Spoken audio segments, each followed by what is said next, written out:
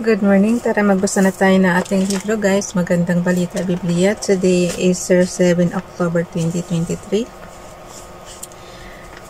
Nandito na tayo sa 2 Samuel chapter 14. Binalak ni Joab na maibalik si Absalom. Basa. 2 Samuel chapter 14 verse 1. Napansin ni Joab, anak ni Zeruiah, na ang hari ay nananabik na makita si Absalom. Verse 2. Kaya't nagpahanap siya sa Tekoa ng isang matalinong babae. Nang dumating ito ay sinabi niya, magsuot ka ng panluksa at magkunwari kang byuda. Huwag kang mag-aayos para magmukha kang matagal nang nagluluksa. Verse 3, pagkatapos pumunta ka sa hari at sabihin mo sa kanya ang ipagbibilin ko sa iyo. Matapos silang mag-usap ni Joab, lumakad na ang babae. Verse 4, pagdating na sa hari, siya ay nagpatira pa bilang pagbibigay galang. Sinabi niya, tulungan po ninyo ako, mahal na hari. Verse 5, bakit? Ano bang nangyari sa iyo? Tanong ng hari. Ako po ay isang byuda. Verse 6, may dalawa akong anak na lalaki. Minsan po ay nag-away sila sa bukid, walang umawat sa kanila, kaya't napatay ang isa. Verse 7, dahil doon pinuntahan ako ng mga kamag-anak ng aking asawa. Galit na galit po sila at pilit na kinukuha ang anak kong buhay upang patayin din dahil sa pagkapatay nito sa kanyang kapatid. Kung magkagayon, mawawala na ang natitirang pag-asa ko sa buhay at mapuputol ang lahi ng aking asawa. Verse 8, sinabi ng hari, umuwi ka na't ako na ang bahala. Verse 9, ngunit sinabi ng babae, mahal na hari, ano man po ang inyong maging pasya, kami rin ang dapat sisihin, wala po kayong dapat panagutan. Verse 10, sinabi ng hari, kapag may bumanggit pa nito sa iyo, iharap mo sa akin para wala nang gumagambala sa iyo. Verse 11, kung ganun po, wika ng babae, ipanalangin po ninyo kay Yahweh na inyong Diyos na huwag na nilang paghigantihan ng aking anak. Sumumpa ang hari, isaksi si Yahweh, ang Diyos na buhay, walang masamang mangyayari sa anak mo. Verse 12, isa pa pong kahilingan kung maaari kamahalan, patuloy ng babae. Sabihin mo, sagot ng hari. Verse 13, at nagsalaysay ang babae, bakit po naman naisipan ninyong gawin ang ganoong kasamaan sa bayan ng Diyos? Sa inyo na rin pong ibibig ng galing ang hatol sa inyong kamahalan sa hindi ninyo pagbabalik sa inyong anak na inyong ipinatapon. Verse 14, mamamatay tayong lahat at matutulad sa tubig na matapos matapon ay hindi na mapupulot kung hindi man ibinabalik ng Diyos ang buhay ng isang patay. Ginagawa naman niya ng paraang mabalik ang isang ipinatapon. Verse 15, sinabi ko po ito sa inyo dahil sa pagbabanta sa akin ng mga tao. Inisip ko pong kung ito'y ipagtapat ko sa inyo, maaring dinggin ninyo ako at tulungan. Verse 16, kaya't maliligtas ako at ang aking anak sa mga nagtatangka sa aming buhay at naghahangad ng angkinin ang lupaing ipinamana ng Diyos sa kanyang bayan.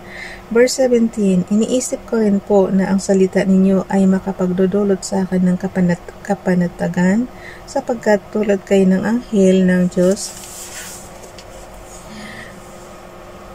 na nalalaman ang lahat ng bagay. Sumainyo nawa si Yahweh na inyong Diyos. Verse 18, sinabi ng hari, tatanungin kita, magsabi ka ng totoo. Opo, kamahalan, wika niya. Verse 19, may kinalaman ba si Joab sa ginagawa mong ito? Tanong ng hari. Mayroon nga po, tugon niya. Totoo pong ang lingkod ninyong si Joab ang nag-utos nito sa akin. Siya pong kumatha ng lahat ng sinasabi ko.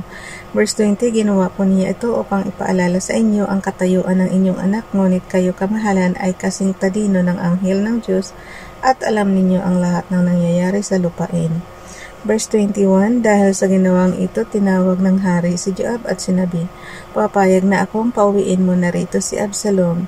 Verse 22, buong pagpapakumbabang nagpatira pa si Joab at nang mabasbasan, sinabi niya, ngayon ko po natiyak ang kagandahang loob ng inyong kamahalan sapagkat pinagbigyan ninyo ako sa aking kahilingan. At siya nagpaalam. Verse 23, nagpunta agad si Joab sa Gezur at isinama sa Jerusalem si Absalom. Verse 24, ngunit hindi pinahintulutan ng hari na iharap sa kanya ito, kaya't doon na siya nagtuloy sa sariling tahanan. Ang kakisigan ni Absalom. 2 Samuel chapter 14 verse 25, walang lalaki sa Israel na hinahangaan sa kakisigan tulad ni Absalom, walang maipipinta sa kanya mula ulo hanggang paa. Verse 26, buhok pa lamang ito na minsan lamang gugupitan sa loob ng isang taon ay mahigit ng 3 kilo. Hala, grabe mang bigat. Verse 27, say may anak na 3 lalaki at isang napakagandang dalaga na Tamar ang pangalan. Di ba namatay na si Tamar, yung kapatid ni Absalom? So, pinangalan niya ulit yung kanyang anak sa kanyang kapatid na si Tamar. Ganun. Say may anak na 3 lalaki at isang napakagandang dalaga na Tamar ang pangalan.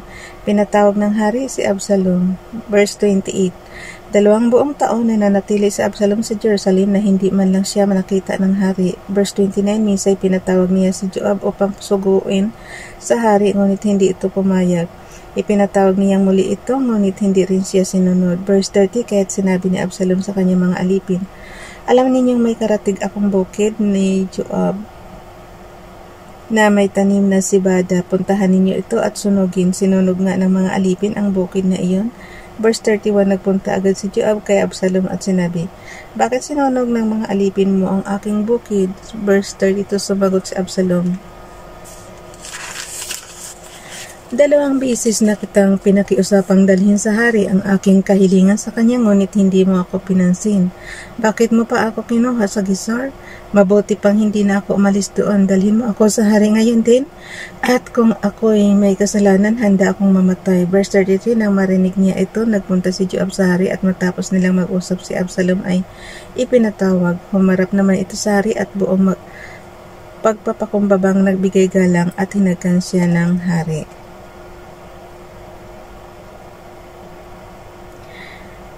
Okay, nandito na tayo sa 2 Samuel chapter 15. Naghimagsik si Absalom kay David. 2 Samuel chapter 15 verse 1, nang makabalik na si Absalom, naghanda siya ng sariling karwahe, mga kabayo at 50 tauhan.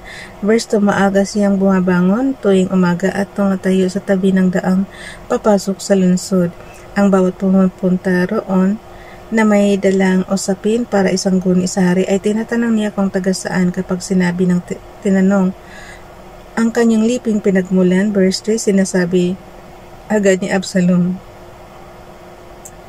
may katwirang ka sa usapin mo, kaya lang walang inilagay ang hari na mag-aasikaso sa iyo. Verse 4, idinaragdag pa niya ang ganito, kung ako sana'y isang hukom ng bansa, tatanggapin ko ang bawat kasong dadalhin sa akin ng sinuman at bibigyan ko siya ng katarungan. Verse 5, ang bawat lumapit upang magbigay galang sa kanya ay agad niyang hinahawakan at hinahagkan. Verse 6, ganito ang laging ginagawa ni Absalom sa mga Israelitang humihingi ng katarungan sa hari, kaya't nakuha niya ang loob ng mga ito.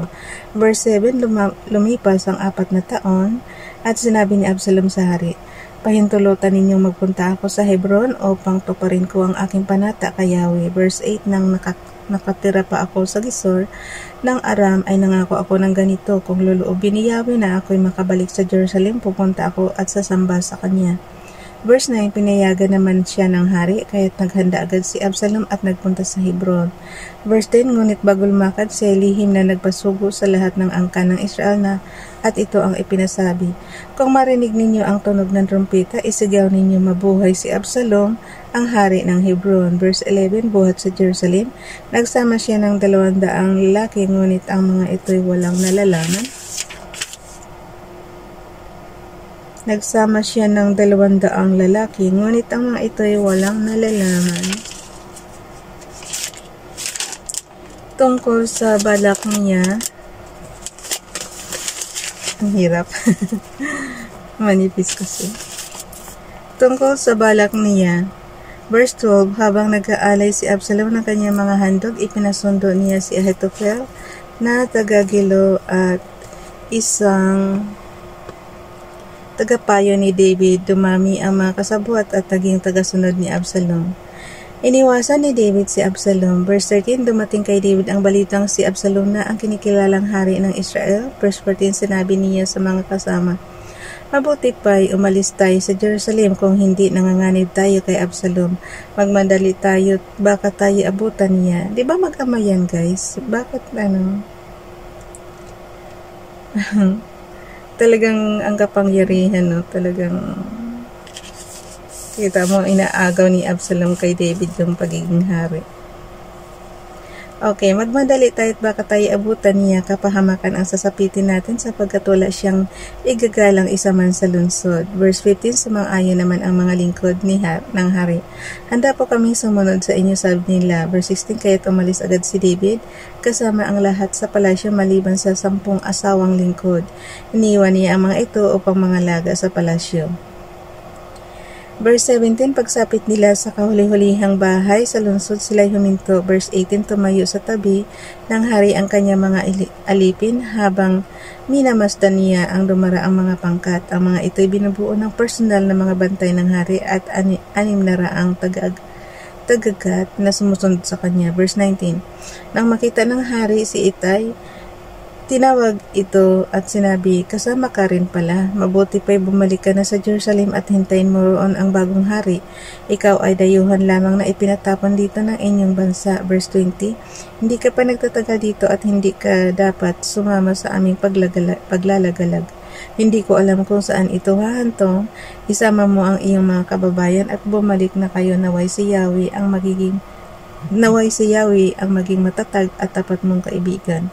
Verse 21, ngunit sinabi ni Itay, kamahalan, hanggat si Yahweh at ang hari ay nabubuhay, sasama kami sa inyo saan man kayo pumaroon kahit ito'y aming ikamatay. Verse 22, sinabi ni David, mabuti kung gayon, magpatuloy ka.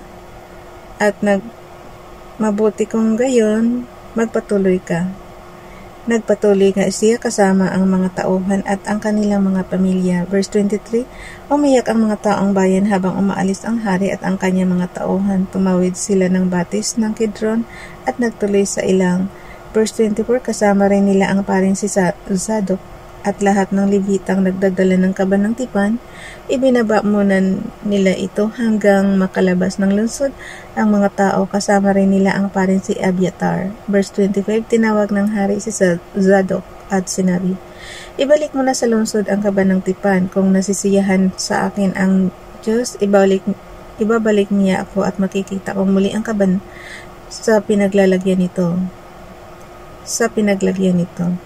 Verse 26, kung ako na may hindi na kinalugdan, mangyayari nawa sa akin ang kanyang kalooban. Verse 27, sinabi ng hari kay Zadok, hindi ba't ikaw ay isang propeta? Bumalik kayo ni Abiatar at isama ninyo ang anak niyang si Jonathan at ang anak mong si Ahimaas.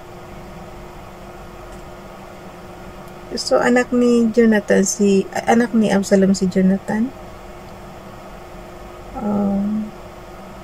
Wait lang guys, ito pala.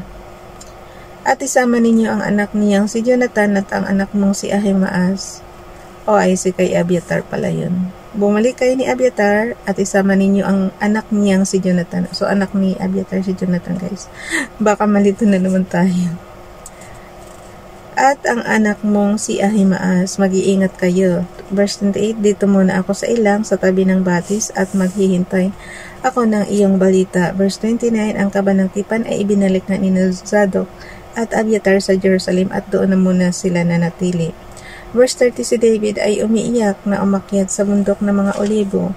Wala siyang sandalyas at nakatalukbong, tanda ng kalungkutan. Lahat ng kasama niya ay nakatalukbong at umiiyak ding umakyat. Verse 31, may nagbalita sa hari na si Ahitophel ay kabilang sa mga kasabwat ni Absalom, kaya't nanalangin siya, Yahweh, sana'y gawin ninyong kahangalan ang mga payo ni Ahitophel. Verse 32, nang sumapit siya at taluktok ng bundok kung saan sinasamba ni si Yahweh, sinalubong siya ni Kusay na Arkita. Sira-sira ang damit nito at puno ng alikabok ang ulo. Verse 33, sinabi ni David, kung sasama ka,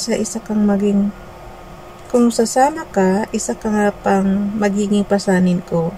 Verse 34, ngunit malaki ang maitutulong mo sa akin kung babalik ka sa lungsod at pagdating ni Absalom, sabihin mo sa kanyang maglilingkod ka sa kanya tulad ng ginawa mo sa akin, ngunit lagi mong sasalungatin ang payo sa kanya ni Ahitophel. Verse 35, dalawang pari ang kasama mo roon, sina Zadok at Abiathar. Lahat ng iyong marinig sa palasyo, sabihin mo agad sa kanila. Verse 36, si Ahimaas na anak ni Zadok at si Jonathan na anak naman ni Abiathar ay kasama nila roon. Ang dalawang ito ang gawin mong tagapaghatid sa akin ng anumang balita.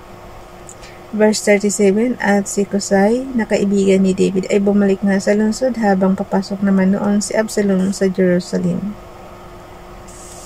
So, bukas na itong guys, tinulungan ni Ziba si David, yung chapter 16. Bye everyone. God bless.